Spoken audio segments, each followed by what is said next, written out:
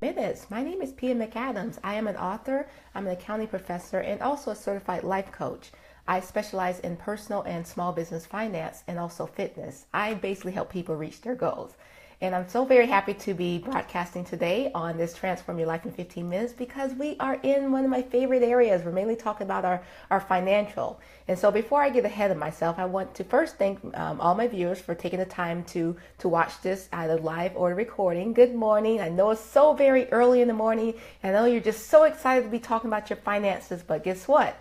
This is one of the areas that is one of the biggest areas that impacts your life. And if you don't know what we're talking about, let me kind of back up a minute and talk a little bit more about this Transform Your Life in 15 Minutes. Now, the purpose of this broadcast and the Transform Your Life in 15 Minutes is for us to affect change, transformation into our life. So in other words, if you're not happy with where you are, then this is a way for you to elicit change. And how we're going about that is we're affecting our whole, all three parts of our whole. So in other words, we're going to be doing 5-minute exercises, one each for the mind, the body, and the soul. So I want you to understand that we are made up of three parts, the mind, the body, and the soul. And in order to affect full transformation and change, you have to affect all three, or challenge all three of these areas, as opposed to just working on one. A lot of times what we do is when we want to affect change, we usually go about it by looking at our physical and our body, and that's how we affect change, because obviously that's a big part of us. We walk around with ourselves every single day. And so if there's something that we don't like about ourselves physically, we want to make that change that way. But I like to use the analogy that it's like painting the outside of your house, and that looks all beautiful now, but you live on the inside, and that's a total disaster area. And so what I'm saying there is, if you do decide to affect the change on the outside without working on the inside, chances are you're not going to really be happy with your manifestations on the outside because you haven't worked on the inside. And 2/3 of us, the mind and also the soul, are located on the inside. So we need to work on those areas as well. So how we're doing that is we are, again, a 5-minute exercises. So for the soul portion, we're doing a 5-minute meditation. And today's meditation is going to be brought to you by Suzanne Kempkin. And then for the yoga, for the body portion, we're going to do a 5-minute yoga routine. And then for the mind portion, we're going to be reading from a book that I wrote. So this is a book that I wrote 3 years ago. It is called Your Body, The Perfect House, How to Find Your True Purpose and Achieve a Balanced Life. Now, again, I love that analogy. Like, I noticed I've used that pretty much throughout my whole life, the analogy of comparing your body with the house. So same thing about this book that I wrote 3 years ago. And before I get into a little detail of what it is, let me just kind of explain that when I was growing up, particularly in my early 20s, I would notice that if my life wasn't in order, then my house wasn't in order. And then vice versa, right? If my life was in order, I noticed that my house was clean. So that was how I came up with that analogy with the book. And more specifically, what I do is I use the areas in the rooms in the house as it relates to the areas in your life. So the one I was just talking about today was the financial area. That's like the living room. So when we're inside the house, in my book, we're actually in the living room. We're talking about how to clean up your finances. The kitchen is related to your physical. And then we have the 2 bathrooms. We have the left brain and the right brain, which comprise of your emotional area. Then we have the office, which is your spirituality. And then we have 2 bedrooms. And the bedroom is the relationship with yourself and your spouse, if you're married. And then, of course, your relationship with others. So these are what we're addressing in the book about how to clean up all the areas. And so I'm excited to be bringing this portion of the living room because that's one of my fortes, as I mentioned, that I specialize in personal and small business finance, which, of course, has to do with the financial, with the living room. So we've been in the book for a while now. We're on chapter 4. And in chapter 4, again, we're talking about the living room. So just kind of recap if you just are now catching up with me. I don't want to go back all of it. You can always see these recordings. They are recorded on my fan book page, but it'd be easier for you to find on my YouTube channel. So if you just search YouTube, Pia McAdams, you'll be able to see all my videos. Like, there's a whole bunch of them, not just these, but a whole bunch of them. But anyway, so we talked about, and the reason why I keep recapping, because this is so important, because a lot of times when we try to affect change, and I'm not even talking about just the body, but just in general, when we try to affect change, we don't want to do what's uncomfortable. We like to kind of skirt around it, like we know what we really should do and I really had to dig in deep to get to the change, but we just don't want to do it for whatever reason.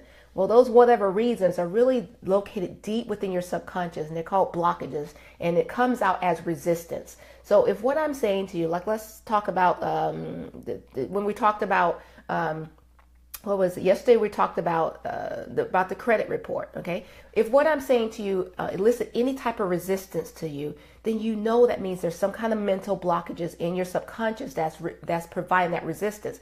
So the thing I want you to notice about that is that that actually is a good sign, and let me explain to you why. Whenever you resist something, and this is even people, like particularly when they're telling you something that really drives home and you take offense to it, the reason why you're taking offense to it is because it applies to you. And you don't want to admit it, but it's deep down in your subconscious, and it's riling that trash. And the reason why I'm saying trash, I love my analogies. I talked about whenever we're trying to clean up, you can't just go and spray the house to make it look clean when you actually have some trash in your garbage can that's making your house stink. Well, guess what? Because you live in the house, you don't really smell that garbage because you're used to it, right? But if other people come like, oh, what's that rancid smell? But you already kind of know, you kind of sense that there's a smell, so you go and spray Febreze. Well, guess what? That's a temporary solution to a bigger problem. Just take the garbage out. Well, when it comes to our subconscious, it's not so easy to take that garbage out. But I want you to understand that when you're providing any type of resistance to something that really drives home, it's because there's that trash that's really starting to like smell. And you're like, I smell it. And then you resist, like, I don't want to smell it. And so you're kind of free breezing it over. So understand that when someone is saying something that either not necessarily offend you, because it's not what we're talking about. It's more so like when we're driving something home, like, well, that doesn't apply to me, or I know, but I'm just not going to do that. That's what I'm talking about. Is that type of resistance, or when someone's saying something to you that you really know deep down inside that is something that you want to change. Pay attention to that. Okay, seriously, pay attention to that. All right. So today we're going to be talking, because we're still in the financial area, but in particular we're talking about budgeting, spending tool, planning tool, whatever you want to call it, right? We're talking about the overall concept of budgeting as a financial tool that's going to help you reach your success. And particularly in the budgeting, we're talking about really laying out where you are, so you can see exactly where you are financially.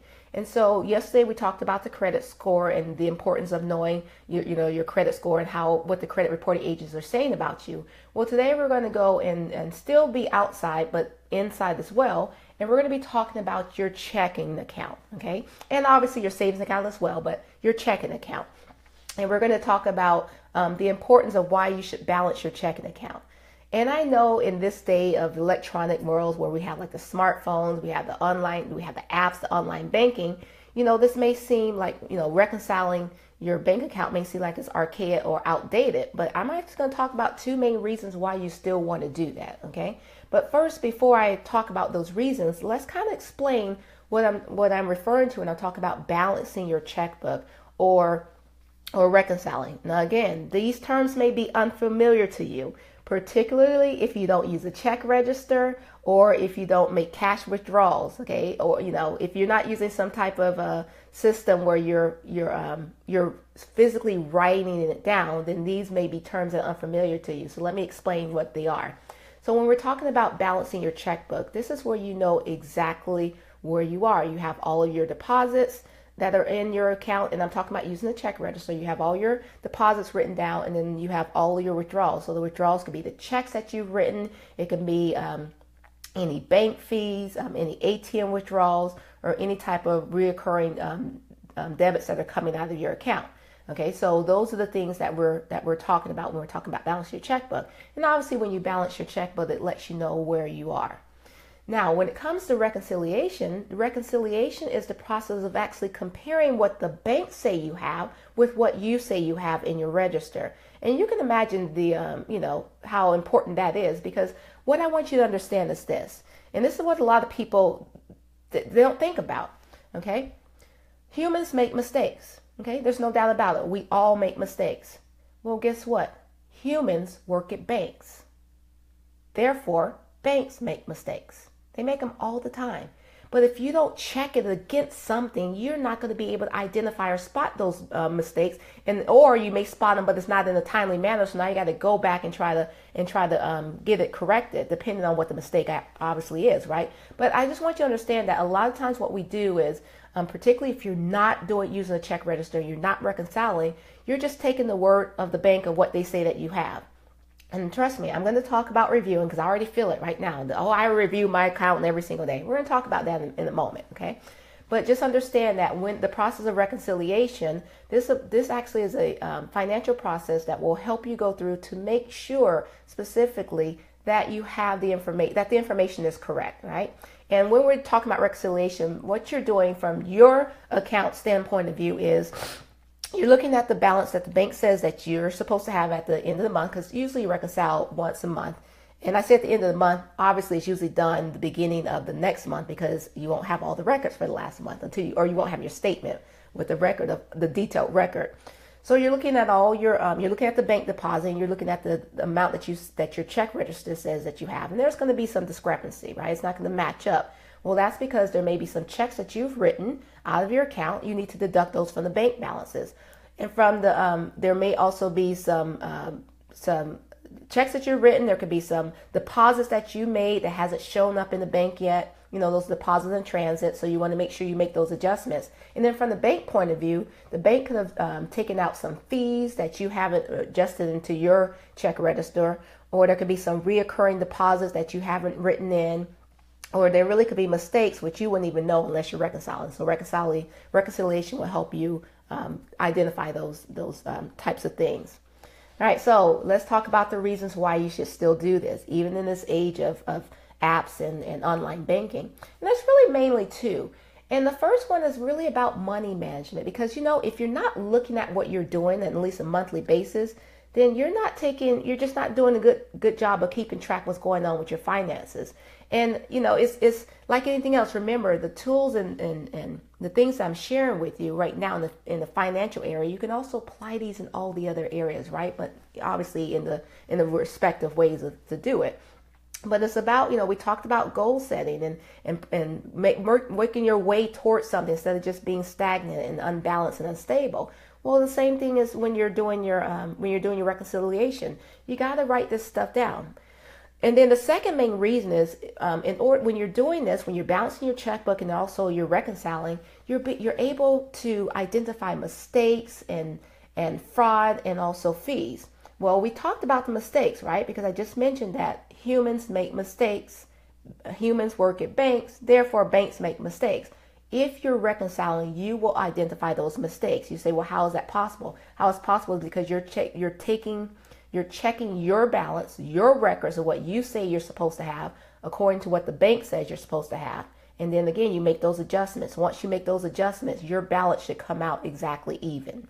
Okay. And if it doesn't, that means there's some type of mistake, either a mistake that you made mathematically, or there may be a mistake that the bank made. They could have, you know, or you could have transposed some numbers, like instead of depositing $32, you put $323, whatever the mistake may be, you will identify that. Also, by reconciling and reviewing your account, you're able to identify fraud. Remember, we're in the age of identity theft, and you will be able to find out immediately if you're, you know, doing this, to see if there's any fraudulent activity that's located on your account. And then the last one is with the bank fees. You know, with fees in general, I mean, sometimes you don't realize the impact of those fees. Now, depending on what the fees are, like obviously if you bounce a check, you know what those fees are. But I'm talking about, let's say that you're using the ATM. And let's say that you take out $20 and the bank charges you a $3 service fee. Well, the bank may record that as a withdrawal of $23. So then if you in your mind mentally, you're not writing anything down, right? You're just reviewing your account. You see that as $23, then you just say, okay, I took out $23. But what you're not seeing is that you took out $20. There was a $3 fee, the charge for you to take out your money. Okay, let's not even talk about that. You're getting charged to take out your money. And so if your mind, you're just thinking in terms of $23, what's not happening is you're not identifying that hidden fee, that hidden cost of doing that. And imagine if you do that a lot, those fees start to add up. If you're not writing this stuff down, you don't get to see that. You may think, well, wait a minute. let's say that you decide to write this down, particularly if you're budgeting, you're writing all this down. You're seeing like, oh my God, I'm spending so much money on these bank fees. I got to stop this. It enables you to identify habits that you have, spending habits, help you identify leaks that you have, So these are the reasons why you want to do the balancing and reconciliation.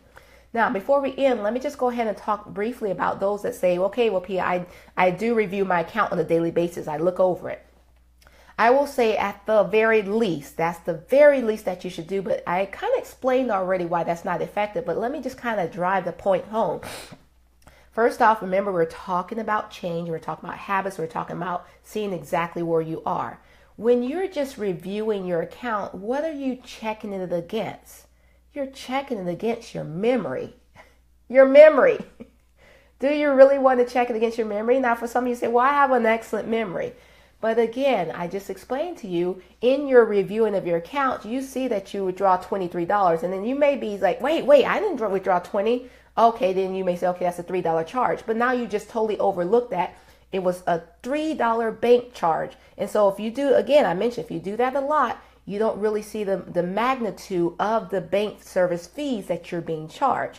Now, the analogy that I want to use, or metaphor, depending on the situation of if it applies to you, is think in terms of you buying. You go to Costco and you buy the huge, like, I don't know what it's called, but it's like crates of sodas. I know they buy them like in a big pallet or whatever. You just buy a whole bunch of sodas, okay? Because you like to drink sodas.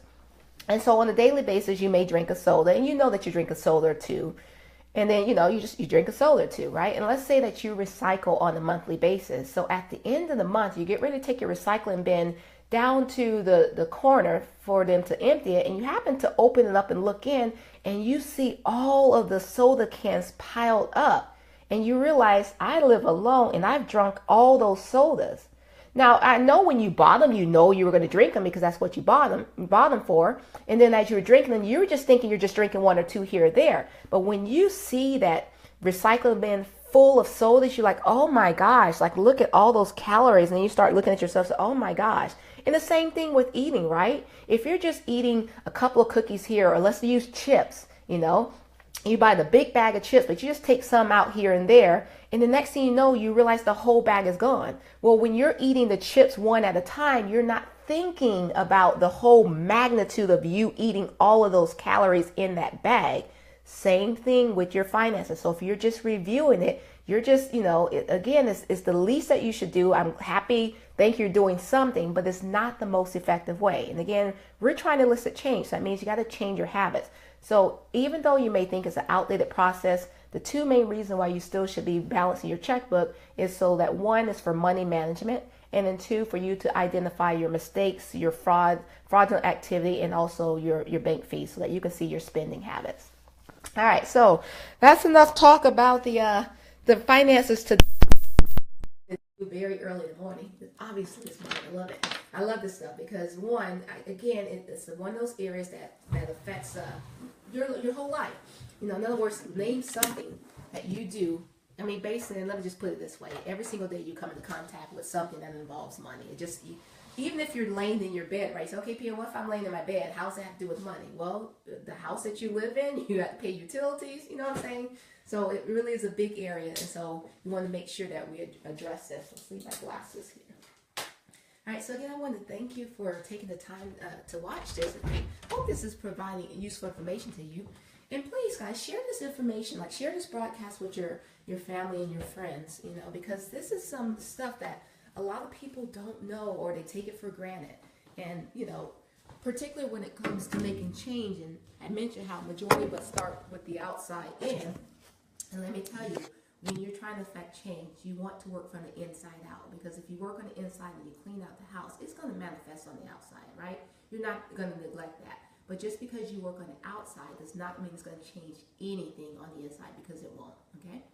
And again, it's all about making this process easy. And it is a journey. So, don't think everything's going to go, along without any bumps in the road. That's not it. I'm not trying to show you how to avoid the bumps in the road, but I am giving you tools so that when you come across those bumps, it won't be a stop. Okay, it won't be a blockage. Insofar as what you can do is you can either go over those bumps or you can go around those bumps, or at least identify what it is and then provide the right course of action. Okay, so we're going to move on to the yoga, and then we're going to move on to the guided meditation. And for the yoga, we're going to be starting off in child's pose. And in the child's pose, what you're going to do is you're going to put your feet together and you're going to have your knees spread out wide, and then you're just going to lay down forward. And this time we're going to start off the child's pose with the forehead facing down toward the mat, and you're going to have your arms extended out in front of you. I'll show you in just a moment. I just want to kind of tell it to you because my head's going to be facing out, so you may not get to hear me exactly what I'm doing. You're going to stay there for 3 deep breaths. Remember, yoga is a practice, the meditation is a practice. Be patient with yourself and practice with me. All right, so let's go ahead and get started with the yoga. Okay, so child's pose.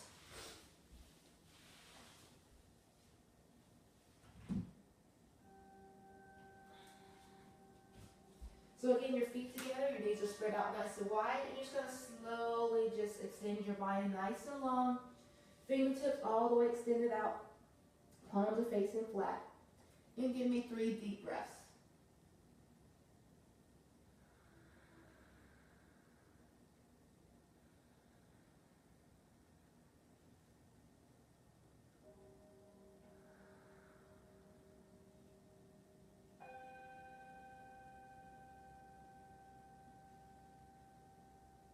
On the next escalation, I want you to come up to the fingertips and really lengthen and elongate those arms. Pressing the armpits down toward the mat, pressing your shoulder blades down. Just really feel the extension and the elongation in those arms, extending all the way to the upper and mid part of your back. Press the tailbone down toward your heels and taking nice deep ujjayi breaths. All right, go ahead and flatten out your palms, and then slowly walk your palms down underneath your shoulders. We're going to take it to tabletop. So take your knees so that they're directly underneath your hips as you inhale. And as you exhale, I want you to drop your chin down toward your chest, round through the spine, tuck the pelvic under. As you inhale, this time I want your head and chest to come forward, round your, arch your back, tailbone sticks out toward the back of the room. And as you exhale, round through the spine. Just use your breath. Really massage that spine. Press those armpits down toward the mat.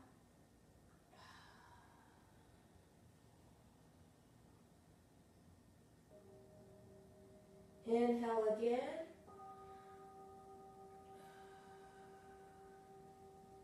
And exhale.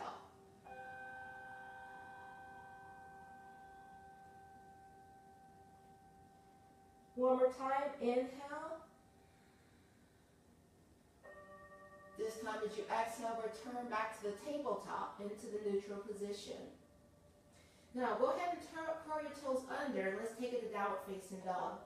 Now downward facing dog, I usually have you put your feet together, which are directly underneath your hips.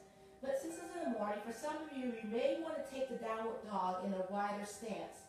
Okay, this will help you put the heels down, and there'll be just a little less stress on your body with the wide stance. But again, whatever feels comfortable to you. So if you want to go wide, feel free to go wide. Otherwise, keep it narrow so that your heels or your hips are heels directly underneath your hips.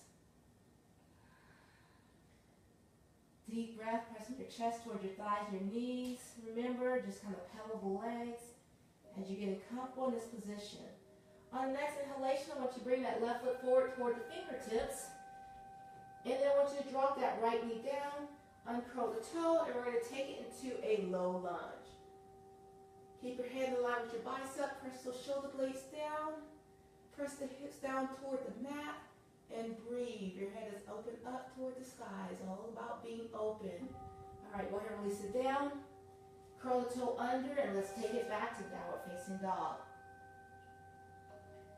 And as you inhale, you're going to take the opposite, the right foot forward toward the fingertip, left knee comes down, uncurl the toes, take it to the low lunge.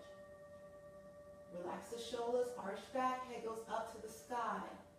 Press those hips down toward the mat. And then release. Take the downward facing dog. Now from downward facing dog, I want you to walk it back to the fingertips, to your toes. Inhale, take it all the way up. We're going to arch back. Forward fold. Walk it out to the plank. Drop it down, hips down to upward facing dog. Uncurl your toes. Curl the toes under. Walk it back. Fingertip towards the toes. Inhale, take it all the way up. Arch back, arms go over your head. Exhale, forward fold. Walk it out. First to the plank. Then drop the hips down, relax the shoulders, uncurl those toes, upward facing dog. Looking up. Curl those toes under. Take it back. Walk the fingertips to the toes. Inhale, take it all the way up. Arch back. Exhale, forward fold. Inchworm, walk it out. Through the plank. Press the heels down, uncurl the toes, relax the shoulders. Curl the toes under. Fingertips go back toward the toes. Inhale, take it all the way up. Arch back. Exhale, forward fold. Walk the fingertips, inchworm it out toward the plank. Release the heels down, or your hips down. Drop your shoulders down and back. Uncurl the toes. Curl the toes under. And let's take it to downward facing dog. Couple deep breaths here. Inhale deeply through your nose and exhale. Remember, the downward facing dog is a resting position. If this is too challenging for you, feel free to take it back to child's pose. From downward facing dog, take it back to plank. Then take it to downward facing dog. Then take it to plank. Drop the hips down toward the mat. Hands natural line with the spine, but I want you to look up slightly. Taking it back to downward facing dog. Chest goes toward your thighs and your knees. Try to press those heels down. Take it back to the plank. Downward facing dog. Take it back to the plank. And downward facing dog. One more time to the plank and hold. From the plank, you're going to bring your left foot toward the fingertips and release. Take the right foot toward your fingertip and release. As you're pressing your foot down, press the hip down toward the mat.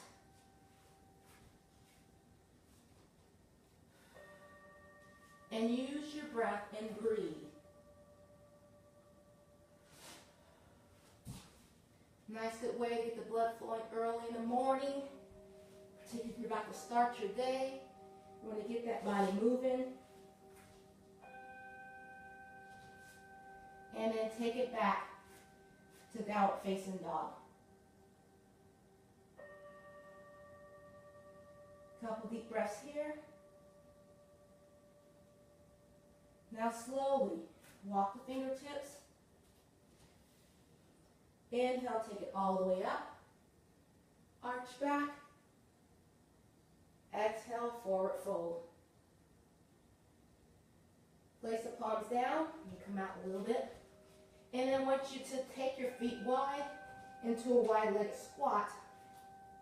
Using your elbows to press out on those inner thighs. Bring the palms together. Allow your forehead down as you exhale. Remember, drop the hips down, open up the hip flexors. Continue to breathe, nice deep breath. And release. Go ahead and place your palms behind you. Transition your body to a cross-legged position, facing forward. Making sure that you're on your sits bones and off the fleshy part of your body. Your arms are down by your side. I want you to take a nice deep breath, inhaling. And as you exhale, take the arms down by your side. Let's do it again. Inhale. And exhale. Just slowing the breath down. One more time. Inhale. This time I want you to greet the palms together at the very top. Exhale down through the center. And namaste.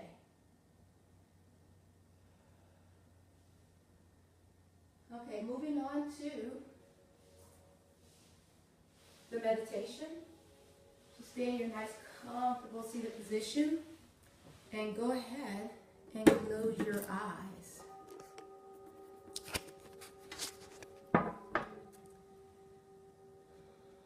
Take a nice deep breath, inhaling through your nose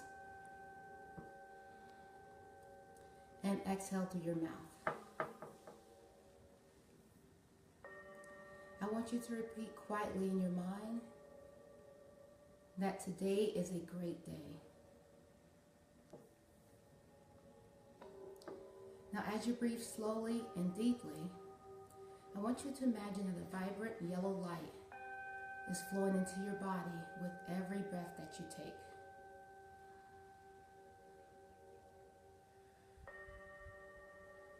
This yellow light is charged with a powerful, positive energy. So with every breath that you take, your body will become naturally energized.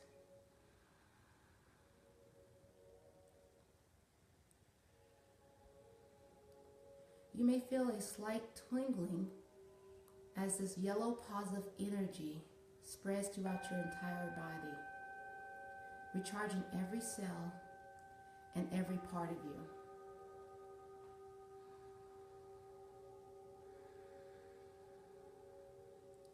Now, as your life force is recharged with this positive, vibrant energy, you feel the simple pleasure in being alive. You begin to look forward to this great day. I want you to embrace this feeling. Just give yourself permission to feel great. Really feel great about yourself.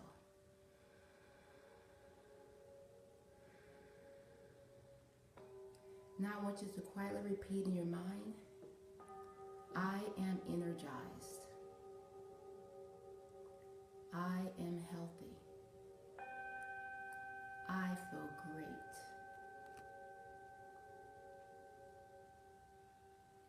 Just be quietly aware in the back of your mind that with every breath that you take, your body and your energy will continue to recharge. So keep your breathing nice and deep.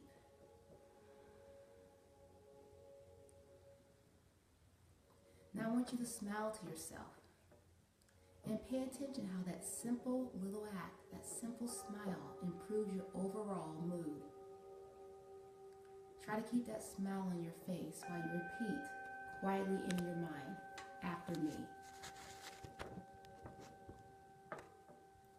I love my life. I am grateful for my life. I love who I am. I am confident. I am loved. I am healthy. I am happy. I feel great about myself. I am safe and I feel safe. Today, everything is going to be fun and easy. Today, wonderful things happen to me. I am allowing myself to enjoy this day. Today is a great day. Now it's time to begin your great day. I want you to begin by just kind of wiggling your toes and your arms, your fingers, and just listen to the sounds around you. Knowing that when you open your eyes, you will be wide awake, feeling energized and ready for a great day.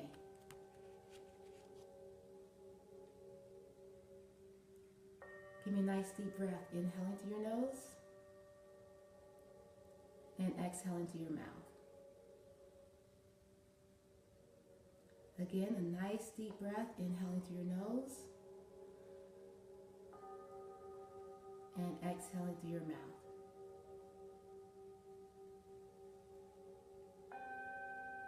One more time, nice deep breath. Inhale into your nose and exhale into your mouth. Now open your eyes and enjoy this great day. I want you to release, relax, return, refresh, and calm. You've done something good for yourself. All right, thank you for joining me for this meditation portion, and also thank you very much for joining me for the whole Transform Your Life in 15 minutes. Today's word is healthy. I want you to have a healthy day, and I will see you tomorrow. Have a great one. Bye.